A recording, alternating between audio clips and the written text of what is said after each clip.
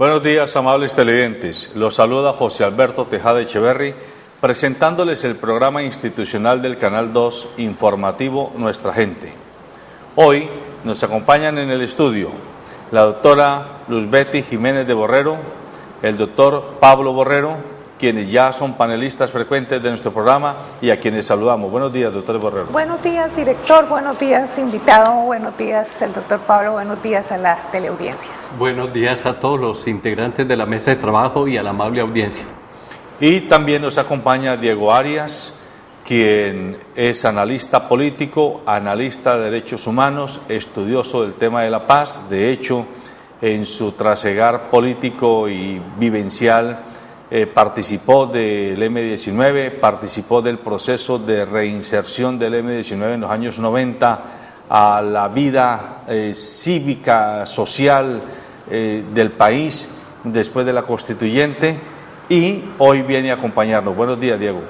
Pues Alberto, muy buen día para usted, gracias por la invitación, un saludo para Betty, para Pablo, por supuesto para todos los televidentes. Muchas gracias por la invitación. Estamos cumpliendo un año de que se haya establecido el marco legal para la paz, lo que se considera como la propuesta constitucional o la propuesta jurídica que le permite al Estado colombiano entrar a ofrecer una serie de alternativas de justicia transicional, de justicia sustituta, si se puede decir así, a lo que está en el marco de la ley penal colombiana frente a la potencial reinserción de personas que han estado involucradas en los procesos del conflicto armado colombiano, bien sean guerrilleros o bien sean paramilitares o bien sean agentes de la fuerza pública. Este tema tiene mucho de ancho, tiene mucho de largo y en general la comunidad no lo comprende bien. A veces confundimos el marco legal para la paz con la ley de víctimas, con la ley de restitución de tierras, y aunque son de alguna manera partes de una misma complejidad jurídica que permitirá que Colombia tenga elementos y el Estado colombiano tenga elementos para poder tomar decisiones que apuntalen el clima de la paz después del conflicto, son distintas, y en este caso en particular lo que más mortifica a los detractores del marco legal para la paz es la presunción de impunidad que ella tiene en sí misma por aquello de que a quienes han sido combatientes y han estado al frente asumiendo la responsabilidad de masacres, de asesinatos selectivos, de falsos positivos, de secuestros, de colocación de minas, quiebrapatas y demás, pudieran terminar exonerados de su responsabilidad penal y posiblemente actuando en la vida política civil sin que tuvieran lugar a ser sancionados. Este tema, insisto, genera muchas confusiones en la comunidad y hoy vamos a hablar de ello para que de la mano de tres personas que conocen, dos de lo jurídico, desde lo jurídico y uno desde la praxis misma, porque vivió ya el proceso hace 30 años, 20 años, vamos a tratar de que ustedes tengan claridad. Yo comienzo preguntándole o pidiéndole a la doctora Luzbeti Jiménez que de manera muy concreta, muy breve, muy precisa, le diga a los televidentes qué es desde lo jurídico el marco legal para la paz, qué es lo que significa. Sí, el marco jurídico de la paz es una norma constitucional, como usted lo dijo, aprobado el año anterior, donde estamos en presencia de un modelo de justicia excepcional, es decir, la justicia restaurativa, aquí en este caso, frente a la justicia retributiva que hay, en donde se aplica una pena por el delito cometido. Aquí de lo que se trata es de buscar un equilibrio entre la verdad, la justicia y la reparación. Por supuesto, esto siempre va a generar un poco de impunidad, pero esto se ha dado en todos los países del mundo donde se han llegado a acuerdos de paz y se ha aplicado este modelo de justicia. Permítame, le hago una pregunta, doctora Luz Betty. ¿Este marco legal para la paz es distinto a la Ley de Justicia y Paz del anterior gobierno, del gobierno Uribe? Esta es una norma constitucional. Por supuesto, es diferente a la Ley de Justicia y Paz, es diferente a todas aquellas leyes que se han dictado. Este es el marco, lo que se dio, lo que se aprobó y que la Corte Constitucional avaló antes de que se iniciaran los diálogos en La Habana. Es decir, cuando se estaban haciendo esas negociaciones para ver si era posible iniciar los diálogos, se estaba discutiendo y se estaba aprobando por el Congreso de la República. Esta norma constitucional no es una ley. Para desarrollarla se necesita que el Congreso de la República expida una ley estatutaria que haga realidad una serie de principios que se consagran allí en este acto legislativo, y para eso va a tener 4 años el Congreso de la República, 4 años que se cuentan a partir del momento en que el Gobierno Nacional presente a consideración del Congreso el primer proyecto de ley estatutaria sobre estos temas, porque son varios temas los que se van a tratar allí. Doctor Pablo Borrero, si ya existía una ley de justicia y paz, llamada de justicia y paz, que fue puesta sobre la mesa en el gobierno anterior, el gobierno de Álvaro Uribe, ¿por qué fue necesario desestimar, si se quiere decir así, esa ley que ya existía y se creó, digámoslo, otra nueva legislación? No, es que son dos cosas distintas, ¿no? La ley de justicia y paz es una ley que se promulgó para aplicarla fundamentalmente pues a los paramilitares, ¿no? Con base en un acuerdo que hizo el gobierno anterior con este grupo de gentes armadas. Y desde luego, pues esa ley y ese proceso pues han sido de alguna manera pues un fracaso, porque la verdad es que hasta este momento pues esa ley de sometimiento a la justicia pues no ha arrojado sino unos resultados muy pobres. Hay creo que 7 u 8 condenas, por fuera hay cerca de 20.000 o más personas pues a quienes no se les ha resuelto su situación jurídica. Y por lo demás, fuera de la extradición de los jefes a los Estados Unidos, pues no ha tenido un verdadero cumplimiento. Ahí no se ha hecho realmente pues ninguna justicia.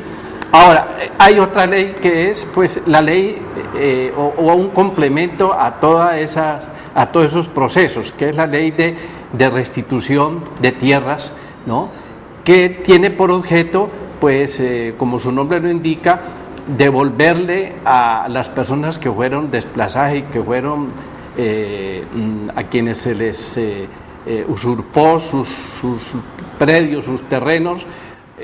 Hay todo un procedimiento para devolverles esos terrenos a través de unos procesos administrativos, y desde luego pues quiero además agregar en relación con la ley de justicia y paz que esta ley tenía por objeto pues la reparación, establecer la verdad y la reparación a las víctimas pues de todos estos hechos atroces que se han producido en el país. Ahora, el marco jurídico para la paz, que es un acto legislativo, es un instrumento de justicia transicional, y aquí hay que hacer una aclaración. Mientras que la ley de justicia y paz era una ley de sometimiento a la justicia, esta no es una ley de sometimiento a la justicia, es simplemente la base para una negociación que se viene realizando entre el gobierno y los actores armados, ¿no? De tal manera que pues hay una gran diferencia. Lo otro implicaba que los paramilitares en este caso se sometieran a la justicia y pues entregaran unos bienes y repararan a las víctimas, en fin. Aquí se trata de un instrumento de justicia transicional. Y aquí quiero hacer una diferencia. Cuando hablamos de justicia transicional, nos estamos refiriendo concretamente a una justicia restaurativa, no retributiva. ¿Cuál es la diferencia? La diferencia es que la justicia retributiva busca únicamente aplicar una pena por el delito cometido, y ahí termina todo en términos generales. La justicia restaurativa o transicional es una justicia que busca lograr un equilibrio entre justicia, entre verdad, justicia y reparación, en donde, claro, hay más de reparación y de verdad que de justicia. Perfecto. Y hay un poco más, o hay un poco más de impunidad que de justicia. Muy bien. Diego, usted participó del proceso de negociación del gobierno colombiano o del Estado colombiano con el M-19 en los años 90. De hecho, usted tuvo participación activa en este movimiento guerrillero y estuvo en otros países participando en nombre de este movimiento. Conoce experiencias de Centroamérica con respecto a El Salvador, a Guatemala, a la propia Nicaragua, en los procesos de negociación que se dieron por estas épocas. También conoce lo que ha vivido Sudáfrica con el proceso del apartheid, Nelson Mandela y Desmond Tutu. Ahora que estamos de cara a un posible escenario de negociación del cese de hostilidades, de la firma de un acuerdo para iniciar a aclimatar la paz en Colombia, ¿este marco legal para la paz usted lo considera o lo encuentra consistente con realidades históricas que hay documentadas en otros países? Pues José Alberto, yo tendría que decir que en principio sí.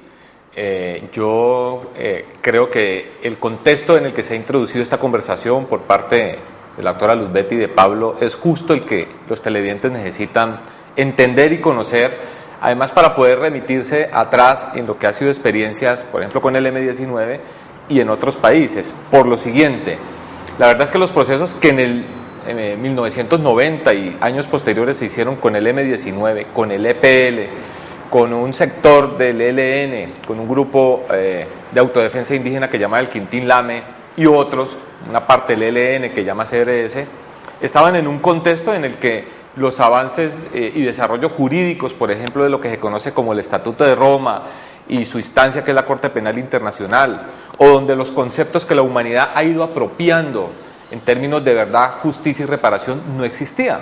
Algunos han dicho que en esos casos de esa paz con el M-19 lo que hubo fue impunidad y hubo un proceso de amnistía generalizada. Yo tengo que decir que la amnistía no fue la figura que se utilizó en el proceso de paz con el M-19. De hecho, respecto a algunos delitos de lesa humanidad, algunos miembros del M-19 pagaron condenas, no obstante que, en tanto no había un desarrollo jurídico en esos temas de orden nacional e internacional, yo sí creo francamente que el M-19 quedó en deuda frente a las víctimas. Ni siquiera el tema de las víctimas, José Alberto y televidentes, era un tema importante en esos acuerdos de paz y hoy es absolutamente imposible omitir o prescindir el lugar de las víctimas y de sus derechos.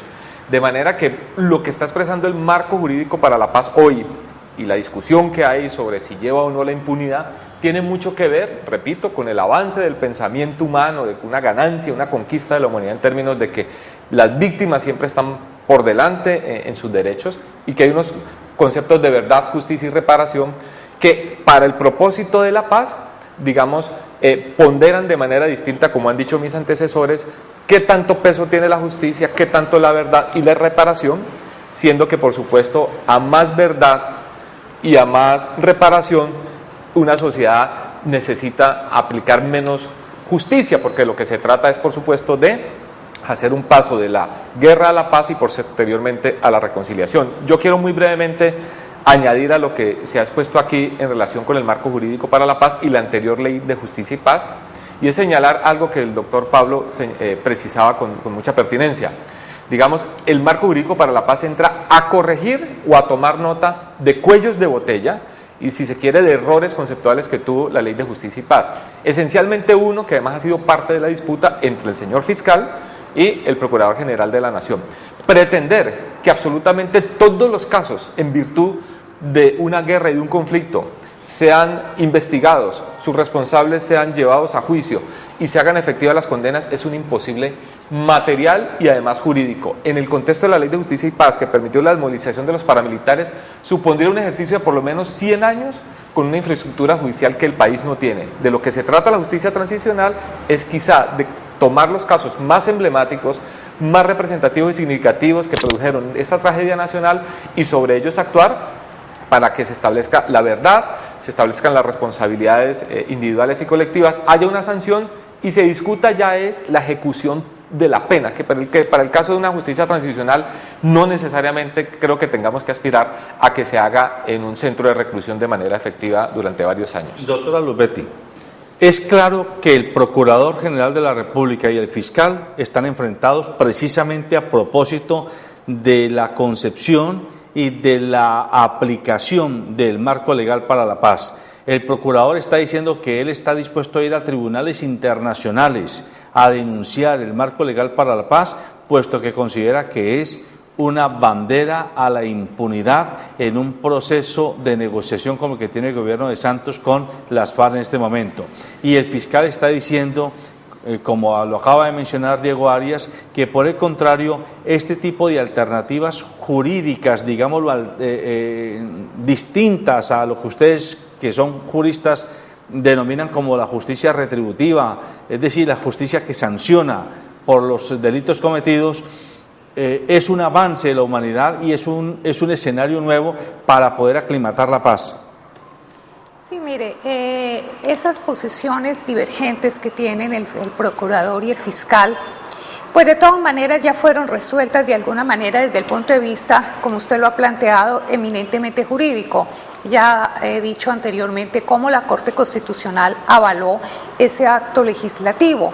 Pero además, mire, esto se discutió, no me cabe la menor duda de que con los organismos internacionales de derechos humanos. Esto no fue una improvisación del gobierno Santos, esto se tuvo el suficiente cuidado precisamente para evitar que en el camino se diera al traste con esos diálogos y con ese proceso de paz en el que estamos en este momento en el país. Pero aquí no se trata del capricho del fiscal general, es que el acto legislativo al que nos estamos refiriendo, fíjese usted que me va a permitir leerle para que los televidentes tengan mucha claridad sobre esto, porque da la sensación y es la idea que se ha presentado a través de los grandes medios y de los opositores, concretamente los uribistas, de que aquí esto va a ser una impunidad y que entonces no va a pasar nada y las víctimas van a seguir vulnerados sus derechos, etcétera, etcétera. El acto legislativo del que estamos hablando, que se conoce como el marco jurídico de la paz, el título es por el cual se establecen instrumentos jurídicos de justicia transicional. De entrada, el título del acto legislativo está mostrando de que no es la impunidad. Es un tipo de justicia especial que en el mundo entero se ha venido utilizando en los últimos años. Es decir, no se trata aquí, ya lo había dicho Diego, cómo no es posible con la infraestructura que tenemos en este país venir a investigar y a sancionar a los responsables de tantos crímenes si con lo de los paramilitares no ha sido posible. Imagínese usted qué puede pasar. Entonces se trata es de ese tipo de modelo de justicia transicional. Y en el artículo 1 de ese acto legislativo, en el inciso 4, se establece los criterios de priorización como los de selección para el caso de esta justicia transicional. Y se le dice al fiscal general de la Nación que él determinará esos criterios de priorización para el ejercicio de esa acción penal. Entonces, de manera que aquí no estamos hablando de impunidad y el señor procurador lo que está es anteponiendo su concepción filosófica, política, conceptual, frente a este proceso que está enmarcado, este acto legislativo está marcado dentro del artículo 22 de la Constitución Política, artículo ese que dice que la paz es un derecho y es un deber. Entonces, no sigamos hablando de impunidad, y por eso la importancia de este tipo de programas para dar a conocer y analizar qué es realmente a lo que estamos enfrentados. Entonces, de acuerdo a eso que usted está explicando, le pregunto, doctor Pablo, ¿querría decir que pudiéramos presumir que quienes están hoy en contra de ese marco legal para la paz no están tanto preocupados por los derechos de las víctimas a los que hizo referencia Diego, que hace 20 años no estaba puesto sobre la mesa el tema de la víctima como en primer orden, sino otro tipo de temas? Hoy el tema de las víctimas es muy sensible, pero no es eso lo tanto que preocupa a los opositores al marco legal para la paz, sino la posibilidad de que actores armados que han combatido desde el Estado y desde otras fuerzas no institucionales terminen ocupando espacios políticos que han sido tradicionalmente manejados por quienes hoy se oponen al marco legal para la paz. ¿Pudiéramos decir que esto es lo que está debajo? Bueno, desde luego que sí. Hay varios aspectos para tratar en ese sentido. En primer lugar, pues lo que se ha dicho aquí, no se trata simplemente de hacer justicia retributiva, es decir, de sancionar a unas personas incursas dentro del Código Penal. Se trata de algo más. La justicia restaurativa va más allá de la justicia ordinaria o retributiva. Se busca lograr un equilibrio, de alguna forma, entre verdad, entre justicia, verdad y reparación, en donde obviamente pues la mano se le carga a la reparación, ¿no?, y a la verdad. Se trata de esclarecer de una vez por todas las razones, las causas, los motivos y la razón de ser de todo este proceso, de toda esta vorágine de violencia, pues que nos ha convulsionado durante todas y varias generaciones en Colombia. Se trata de que de todas maneras hay que reparar a las víctimas por los daños causados, no solamente por los actores armados, me refiero al movimiento armado guerrillero, sino también de los agentes del Estado e de los paramilitares. Mire, es que sobre eso hay una cosa, y es la siguiente. Después de la Segunda Guerra Mundial, pues, y del Holocausto judío, ¿cuál fue la conclusión a que llegó en ese momento los dirigentes del mundo, una vez resuelto el problema, pues, en la Segunda Guerra Mundial? Bueno, se trataba de juzgar a unos jerarcas nazis que habían cometido una serie de crímenes, entre ellos el Holocausto judío, y además de reparar a cientos de miles de personas. Alemania, por ejemplo, alcanzó a reparar cerca de 2,5 millones de alemanes e invirtió ingentes sumas de dinero, más de 300.000 millones de dólares en ese momento. Inclusive hoy todavía las familias están recibiendo pensiones mensuales por motivo de esa circunstancia. Bueno, ese criterio se impuso, la necesidad de reparar de alguna manera, no solamente material, sino simbólicamente, sobre todo ese hecho que compromete, pues que comprometió en esas circunstancias a la humanidad. En este caso se trata también de buscar un equilibrio entre la verdad, ¿no?, la reparación y la justicia. Y entonces, pues lógicamente era necesario construir un marco jurídico para allí establecer una serie de principios fundamentales, ¿no?, para poder avanzar en ese proceso. Ahora, usted me pregunta si en el fondo de todo esto hay, pues, criterios políticos o interés político de parte de un sector de la población. Desde luego que sí.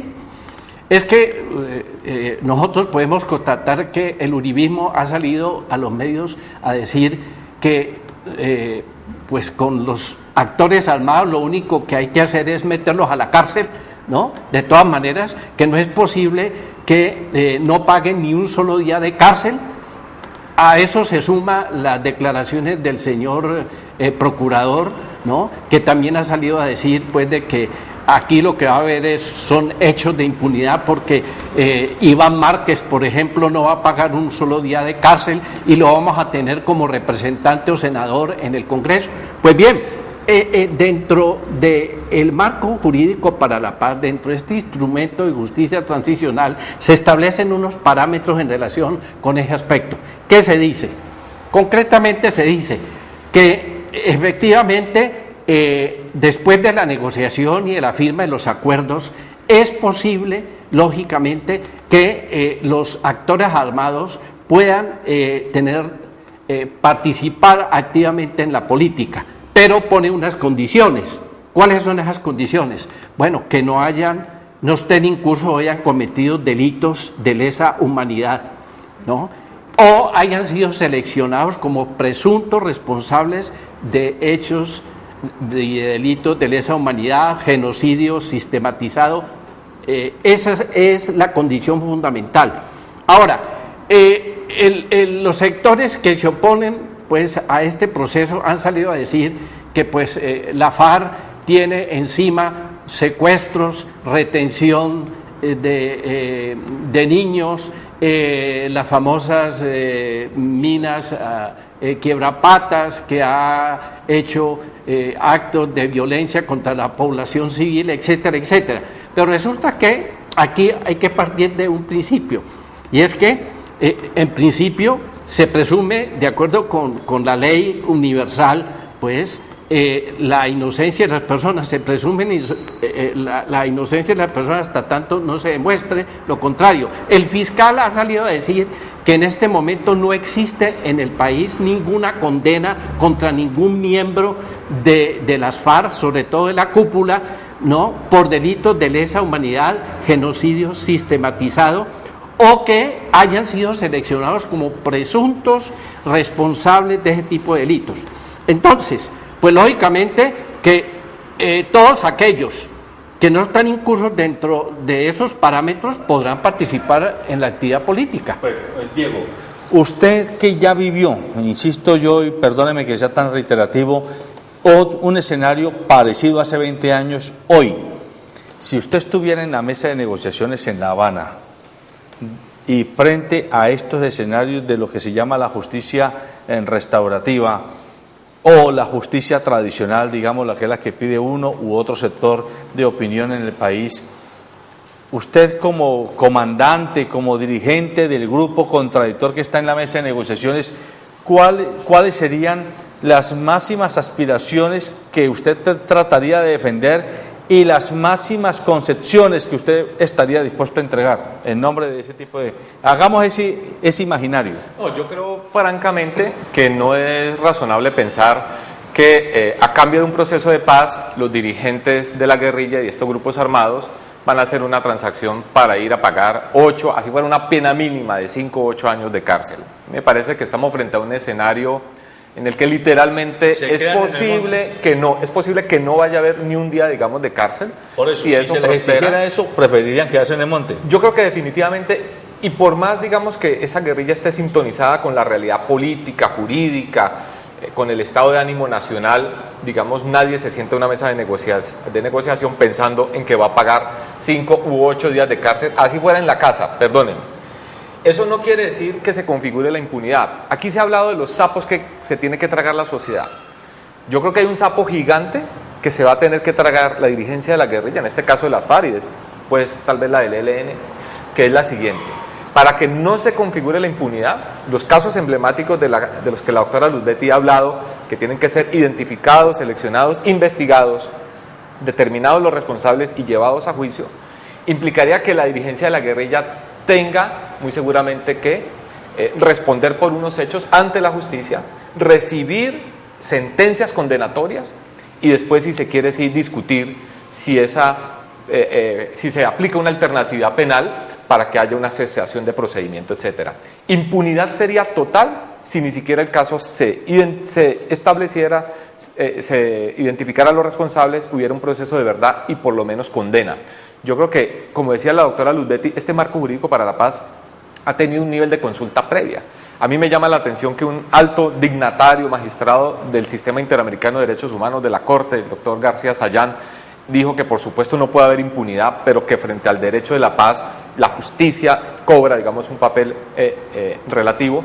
Pero también en ese lugar que usted me atribuye, hipotético, imaginario en esa mesa, también tendría que tomar conciencia de algo que no resolvió, por ejemplo, el tema de la paz con el M-19. Este marco jurídico para la paz tiene que resolver una asimetría que de otra forma sería inaceptable para este país. Es decir, con la vara que mides serás medido y todos tendrán que ser medidos. Por supuesto, unas son las responsabilidades del Estado, que tenía una función constitucional, y de la fuerza pública, que recibe unas armas, y la confianza de la nación.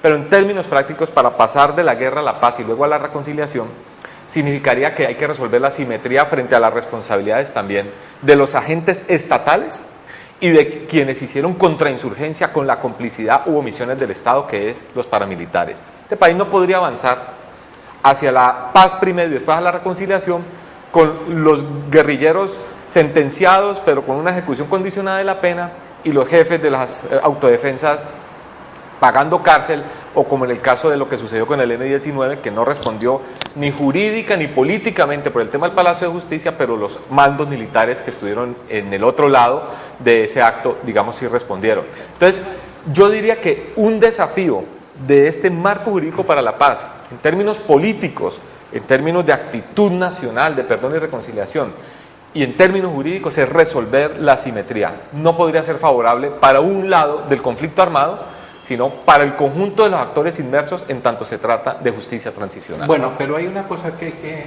señalar, y es esta. En el marco jurídico para la paz se establece una excepción, y esa tiene que ver con las bandas criminales, es decir, la famosa BACRIM.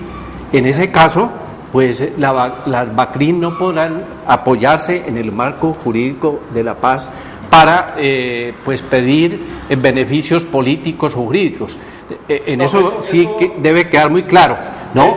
Ese sector queda absolutamente excluido de todos los beneficios esa políticos precisión es muy importante que los televidentes la tengan presente, porque de lo que yo he hecho mención es de los jefes paramilitares.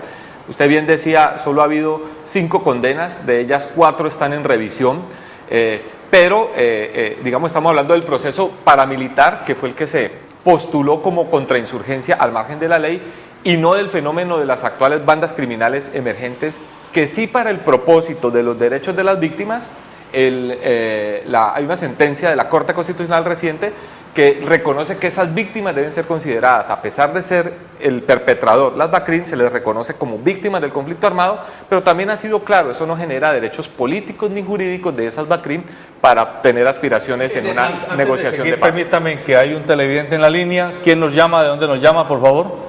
Buenos días, doctor Tejada, le habla Melquisedec de Diego, el barrio La Ceiba, Comuna 7. Sí, señor. Yo quiero darles un aporte a ustedes porque yo soy testigo del proceso de paz, porque yo trabajaba en Florida cuando se dio en Corinto y se dio en Santo Domingo y en Caloto. Yo era trabajador de Telecom y a mí me tocó, es decir, estar ahí manipulando el teléfono rojo hacia la presidencia de la República.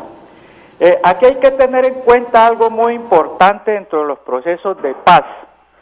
¿Qué es lo que ha ocurrido a través de la historia? Tenemos que mirar cuando estaba el Partido Conservador y el Partido Liberal gobernando. En vista de los gobiernos unilaterales que no correspondían a las necesidades de la sociedad, se fueron creando animadversiones y de la gente indignada por esa forma de gobernar, y eso, aquí es que hay que mirar el origen, y eso causó los grupos al margen de la ley que se rebelaron contra el Estado, y al rebelarse contra el Estado, ellos mantuvieron una cosa y la tienen todavía que se llama el estatus político.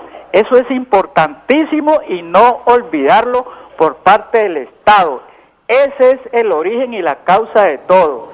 Allí, ¿qué viene a pasar? Y yo lo he explicado. Cuando Rojas Pinilla fue presidente, él llegó y perdonó a todos los chusmeros de la época. Y como decía el señor Arias, cuando el M-19 no existía esa cuestión del Estatuto de Roma y toda esa situación. En un proceso de paz, para hacerlo en estos momentos, de acuerdo a mi experiencia, es que hay que hacer perdón y olvido, porque miren el ejemplo de Irlanda con el Reino Unido, y el Reino Unido, siendo una potencia, admitió ese proceso de paz y que en el momento ellos están en La Habana. Eso es lo que yo les puedo decir como un simple ciudadano, y que me tocó construir los circuitos de Florida a Santo Domingo para que el M-19 tuviera su amnistía. Muchas gracias. Muchas gracias a usted, don Melquisede, y efectivamente es muy válido la opinión de un ciudadano, porque este programa está dirigido al ciudadano, al de a pie, al común, al que no tiene micrófonos ni cámaras de televisión permanentes para estar planteando su posición. Pero José Alberto, además con mucha alegría, un ciudadano que estuvo en un lugar, en un momento histórico, manejando el teléfono en rojo. un proceso, de verdad es gratificante, reconfortante que haga parte de la audiencia. Antes de seguir, es un testigo excepcional, como dice la doctora Luzbetti. Antes de seguir con nuestros panelistas, veamos esta nota donde entrevistamos telefónicamente a Orlando Riascos, quien está adscrito a la vicepresidencia de la República y tiene algunos puntos de vista al respecto. Bueno, el marco jurídico para la paz, digamos que es una medida, una ley de la República, digamos, muy discutida, porque se habla de que genera impunidad, de que las personas que han sido juzgadas por delitos de lesa humanidad pues no van a pagar ni un día de cárcel, pero digamos que es un mecanismo de justicia transicional que tiene como finalidad la terminación del conflicto armado y digamos la búsqueda de la paz, que sea una paz estable, duradera, y garantizar la seguridad para todos los colombianos. Yo creo que genera unas medidas de justicia transicional que son importantes, y yo diría lo que se requiere fundamentalmente es que encontremos la paz los colombianos, y esa última decisión es la que nos debe llevar a que nosotros buscamos la ley para que nos favorezca y no una ley para permitir la guerra en ese país. Sí, se hace en el marco donde hay un conflicto armado, donde efectivamente hay esa calidad de delitos que usted ha mencionado allí, donde se busca fundamentalmente que se repare a las víctimas, y en el marco de la justicia transicional buscar mecanismos para lograr terminar con el conflicto armado interno, para buscar la paz y para lograr que las personas que están siendo procesadas de alguna manera, mediante un mecanismo que se acuerde allí, se abran procesos de investigación, pero que finalmente pues no sean condenados, porque lo que se busca es lograr la paz como instancia fundamental. Yo creo que ese proyecto de ley, que ha sido criticado por muchas personas, entre ellos el Procurador General de la Nación, en contravía, digamos, en las discusiones que tiene con el Fiscal General de la Nación, lo que busca es afianzar la paz. Yo creo que lo del marco de la justicia transicional lo que busca es el restablecimiento de los derechos humanos en la medida que hay un conflicto, y se busca, por supuesto, que las víctimas sean reconocidas. Ese mecanismo me parece más importante, que sea mediante la vía de la justicia, mediante la vía del derecho, que busquemos la paz, y no simplemente perpetuar la guerra, que es lo que quieren muchos. Sí, creo que en el marco de lo que estoy hablando en La Habana, se ha venido, digamos, ejerciendo el proceso tal como lo estableció el gobierno nacional y la guerrilla de la FARC, en un marco protocolario. Digamos, se ha cumplido un primer punto de opinar sobre el tema agrario, de generar un documento, que es un punto de partida para que se implementen reformas y medidas en el campo y en el tema de la tierra. Igualmente se viene a hablar ahora sobre el tema, el marco legal para la paz, y lo que tiene que ver con la participación de los guerrilleros en la vida civil. Lo fundamental es la culminación del conflicto, es la terminación de la guerra, y es buscar mecanismos esenciales para que la guerrilla de la FARC pueda hacer su política, pueda mantener su ideología, pueda mantener su rumbo ideológico político, pero en el marco de la paz, y que el gobierno nacional encuentre medidas excepcionales para el posconflicto y para lograr que los colombianos cada día podamos vivir mejor. Yo creo que lo que se busca es la eliminación de la guerra y el conflicto, y eso me parece que es fundamental, y esto debe ser lo primordial que debe generarse en La Habana. Doctora Luzbetti, escuchando tanto la opinión del ciudadano que nos acaba de llamar como la opinión de Orlando Riascos, que está cerca al vicepresidente de la República, y que uno diría es persona enterada y tiene mucha información privilegiada para insistir en que aquí se está apostando duro para cesar el conflicto y en comenzar a caminar el proceso de consolidación de la paz y de la reconciliación. ¿Qué pasaría entonces en ese escenario hipotético y deseado por la mayoría de colombianos? Seguimos pensando nosotros que se llegue a la cesación del conflicto con condenas a militares como Plaza Salcid, por ejemplo. Habría entonces que poner sobre la mesa de nuevo esas condenas, barajar para que lo que decía Diego, esa asimetría de alguna manera se compense para que no queden condenados a 40 años los Plaza Salcid y queden sin condena a 10 meses los otros actores del conflicto? Mire, en primer lugar hay que decir que la paz es mucho más allá que lo jurídico.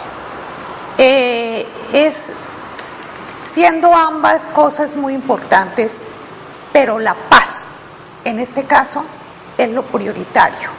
Y entonces, sobre pretexto de las cosas jurídicas, no podemos entorpecer procesos de paz. Segundo lugar, en cuanto a la pregunta concreta que usted formula del general Plaza Salcid, pues el Congreso de la República tiene que expedir las leyes estatutarias que desarrollen este acto legislativo que hemos venido tratando en el día de hoy. Es el Congreso y este mismo acto legislativo le da los parámetros sobre los cuales debe moverse el Congreso de la República. Y es así como se permite el inciso cuarto del artículo primero de este acto legislativo, es el que nos da las claves para saber qué es lo que va a pasar, más allá de lo de La Habana, más allá de los acuerdos a los que lleguen el gobierno y la insurgencia armada. Entonces, los actores del conflicto gozarán de todos los beneficios jurídicos, incluida la suspensión de las penas, incluido que el Estado renuncie a la persecución de ciertos delitos, incluidas las penas alternativas. Claro, no para los delitos de lesa humanidad ni genocidio. Y por eso la importancia, y tenemos que estar pendientes de lo que pasa también en la Fiscalía.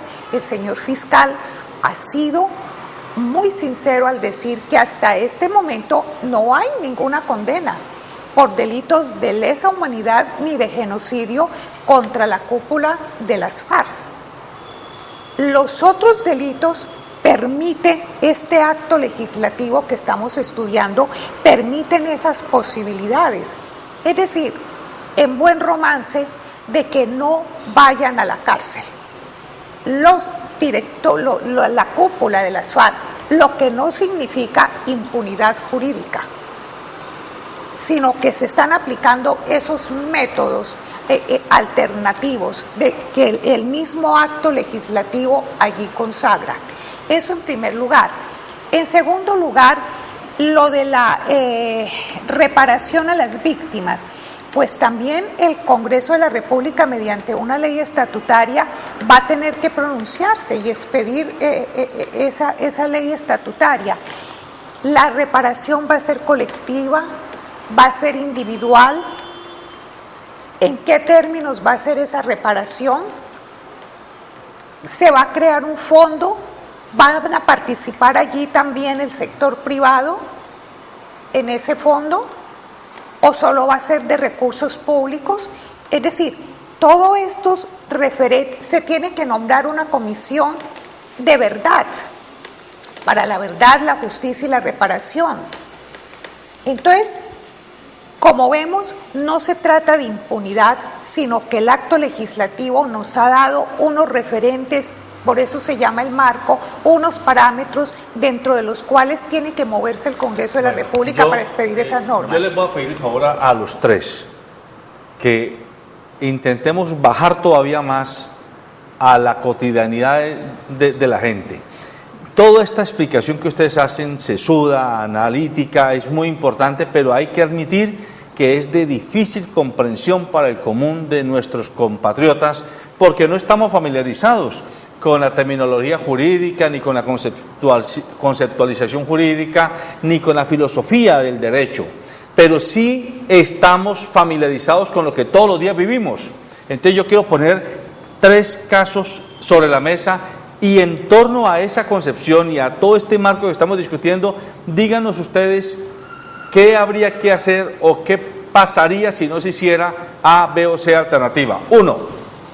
Colombia todos los días ve que aquí sancionan a alguien porque va embriagado en un carro y en un accidente de tránsito lesionó o falleció alguien a consecuencia y lo pueden condenar hasta 20 años de cárcel.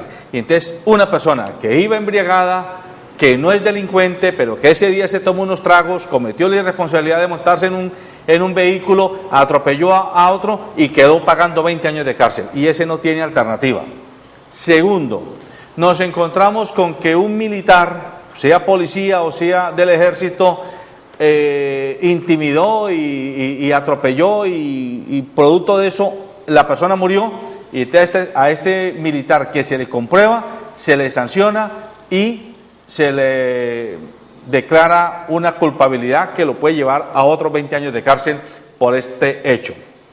Encontramos a un señor o señora con mucho poder que se roba cualquier capital del mundo como lo de Interbolsa y el Estado está lleno de una cantidad de caminos y de laberintos donde es difícil finalmente asignarle responsabilidad penal a esos individuos y ellos siguen en los Gun Club y en los Metropolitan Club del país haciendo negocios y la gente del común viendo que allá arriba pasan cosas indeseables pero que nadie lo sanciona. Y encontramos a un guerrillero que sea de la cúpula o sea de las capas medias, se le determina, usted participó de este secuestro, o usted participó de estas minas, o usted participó de este asesinato, a usted vamos a darle o 20 años de cárcel o vamos a exonerarlo de responsabilidad. Y encontramos a un miembro de la paramilitares o de la BACRIM, a quien también se le asigna y se le dice, a usted se le dan 20 años de cárcel o no se le van a dar 20 años de cárcel. La gente del común, mi mamá, mi abuela, mi tía, mi tío, mi padre, que no tienen mucho de información jurídica, ven esos casos y dicen, pero ¿cómo puede ser posible que el que va en bicicleta y atropella o se roba la bicicleta, le claven 10 años de cárcel y a estos señorones, tanto los que no andan armados, pero que hacen negociados, y a los que andan armados, todo se les resuelve por otra vía? Expliquémosle eso a la gente, pero en un lenguaje muy didáctico, por amor de Dios, y breve, porque cada uno tiene que participar. Tenemos que ser muy responsables en la manera como decimos las cosas. En los ejemplos que usted ha puesto, pues no tienen comparación frente a esto que estamos discutiendo. ¿Por qué? Porque esos casos de delincuencia no hacen parte de un conflicto armado interno. Y esta ley es exclusivamente para los quienes han estado como partes allí en ese conflicto armado interno. Es parte de un conflicto interno, doctora Luzbetti, pero es que la gente no entiende eso. La gente del común lo que está viendo es que hay un hecho penal a quien se le acusa de algo y ahora hay otro hecho penal al que no se le acusa. Es lo que necesito que le hagamos pedagogía a la gente. Sí, ¿por qué es importante una alternativa frente a la otra? Sí, pero precisamente el punto de partida es que mientras los ejemplos que usted ha puesto son la delincuencia común, estos son unos actores de un conflicto en el que ha estado inmerso el país, que han luchado por cuestiones políticas, dicen los unos, los otros dicen para repeler esas actuaciones políticas, pero también son agentes del Estado, y entonces por eso es que este marco jurídico se aplica también a los agentes del Estado y a los paramilitares. Yo insisto, está mi abuela allí preguntando, señores, ¿por qué lo van a hacer? ¿Qué le contestamos? José Alberto, mire, para mí la respuesta es bastante fácil, pero no quiere decir que igualmente sea fácil aceptarla. Y tiene que ver con a cambio de qué se produce esa concesión, a cambio de qué. Hay una ganancia más allá del individuo, hay una ganancia para la sociedad. Cualquiera de los ejemplos que usted ponga, digamos, y si se le aplica la pregunta, ¿y qué gana la sociedad con eso? Usted va a encontrar nada. Gana de pronto la persona, la sociedad no gana nada. Es distinto en el contexto de un conflicto armado, porque esa alternatividad penal, esa benevolencia, esas concesiones, sí están a cambio de un bien superior y de un bien colectivo.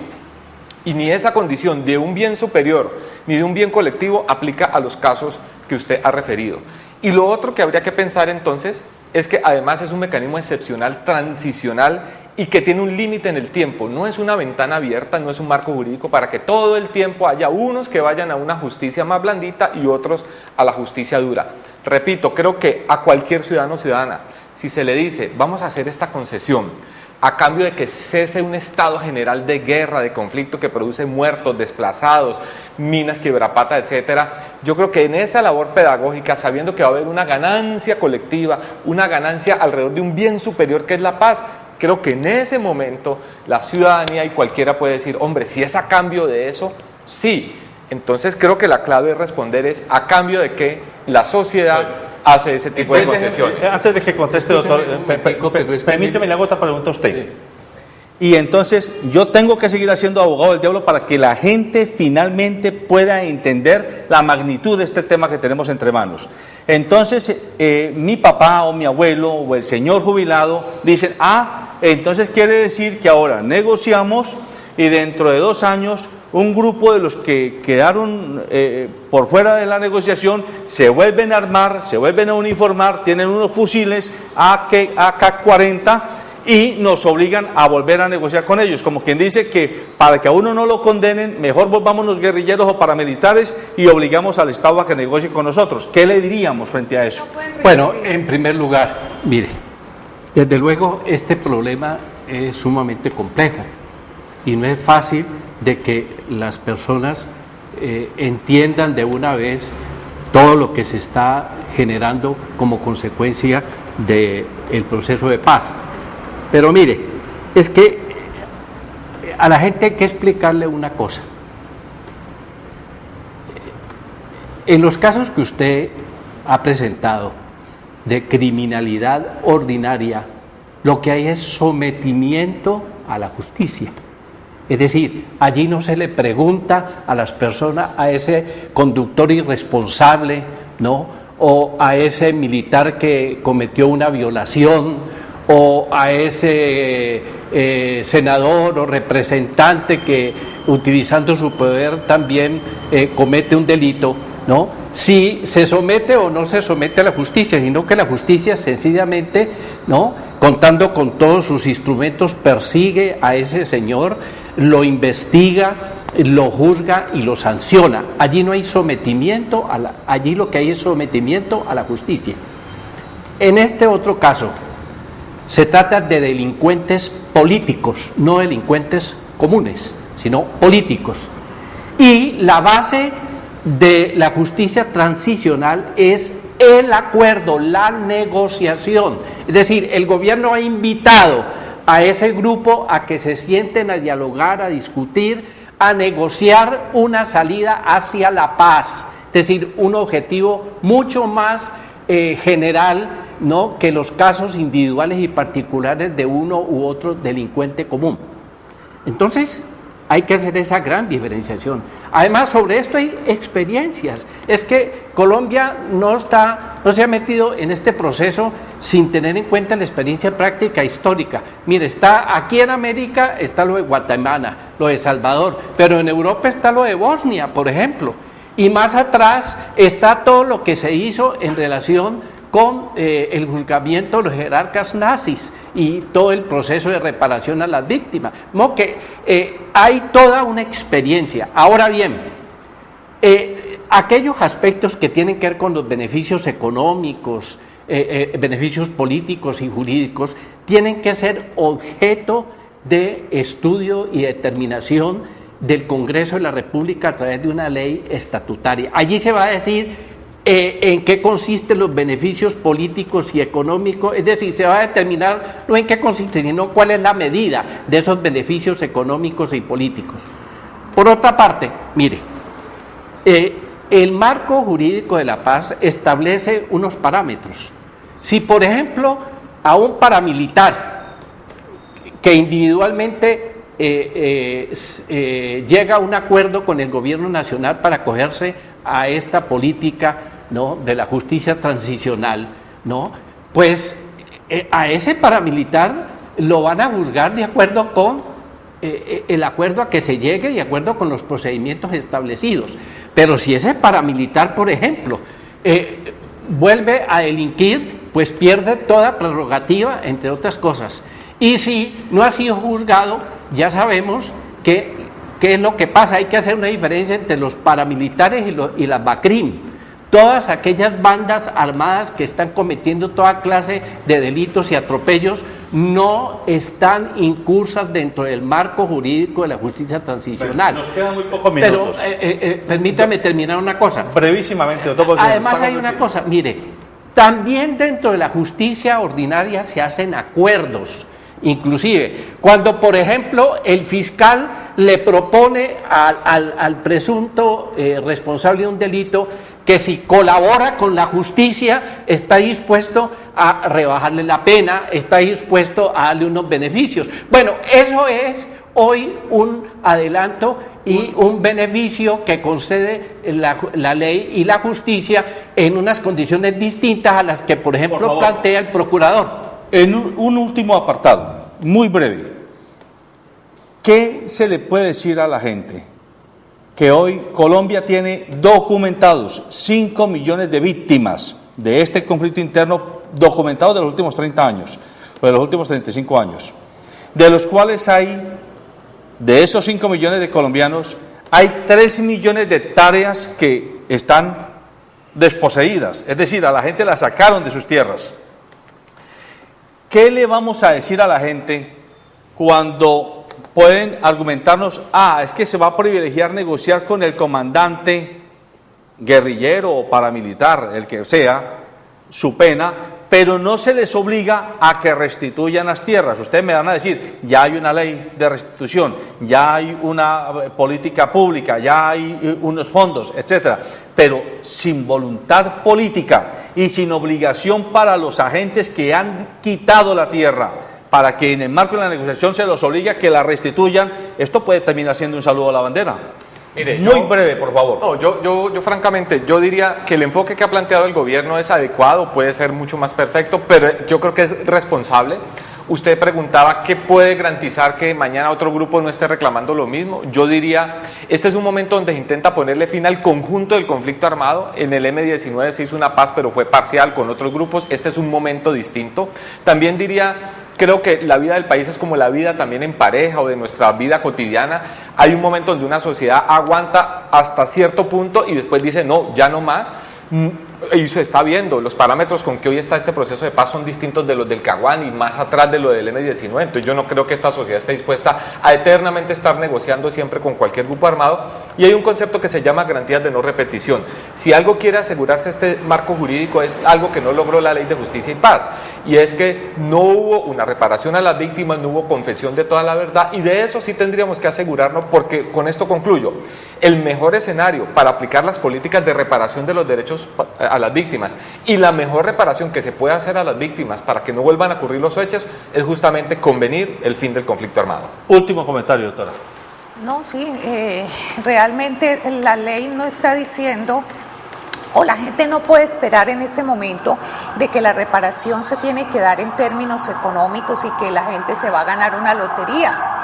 Es decir, con la reparación. No, la reparación no se trata simplemente de eso.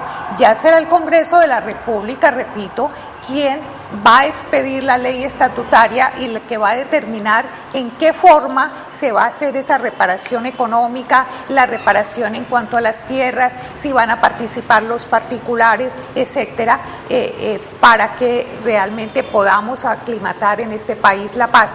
Pero en todo caso, reitero lo que acaba de decir Diego, porque así está establecido aquí en este acto legislativo, tiene que garantizarse por parte de estos actores armados con los que se está haciendo la paz, de que no va a haber repetición, no van a seguir ellos delinquiendo. Y finalmente, decir esto, el presidente Santos ha dicho que va a someter los acuerdos a la ratificación del pueblo colombiano, es decir, que tendremos un referendo para que el pueblo se pronuncie si está de acuerdo o no con esos acuerdos. Amables televidentes, este es un tema supremamente espinoso Es un tema muy complejo, es un tema de difícil comprensión para el común de nosotros, porque tiene mucho de filosofía, mucho de derecho, mucho de política, y a veces no es fácil que lo podamos digerir. Pero yo me pego de dos frases que aquí los panelistas han dicho. Una, aquí se está ante un bien superior. El bien superior es la paz como un estado, un ambiente en el cual los colombianos, todos, hombres y mujeres, podamos hacer nuestra vida y hacer nuestros negocios y tomar nuestros proyectos sin el temor a que vamos a estar víctimas de un conflicto armado. Y segundo, no se puede confundir que la justicia, la que tenemos, obligatoriamente sea la misma que se le aplique a quienes hoy entren a negociar la cesación de ese conflicto. Por eso se justifica lo que se llama por parte de los especialistas la justicia transicional, es decir, otras maneras de someter o de condenar o de sancionar esos actos delictivos que en el marco de un conflicto interno hoy se someten al escrutinio público y al escrutinio de los jueces. Lo importante es que mantengamos la voluntad en el corazón y en las mentes de todos nosotros de que este país hay que aclimatarlo para que entre en un proceso de paz y en un proceso permanente y sostenido de reconciliación. Buenos días.